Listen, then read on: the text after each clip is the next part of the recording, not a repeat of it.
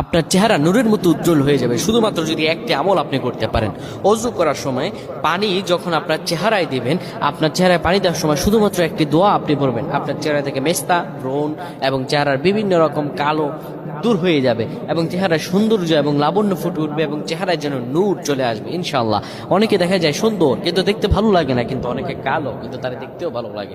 এটি হচ্ছে আল্লাহ তাআলার পক্ষ থেকে একটি রহম। চেহারা সৌন্দর্য বৃদ্ধি পাওয়া আল্লাহ তাআলা দোয়া কবুল করার মাধ্যম, চেহারা সৌন্দর্য বৃদ্ধি পাওয়া গুনাহ মাফ হয়েছে এটার মাধ্যম।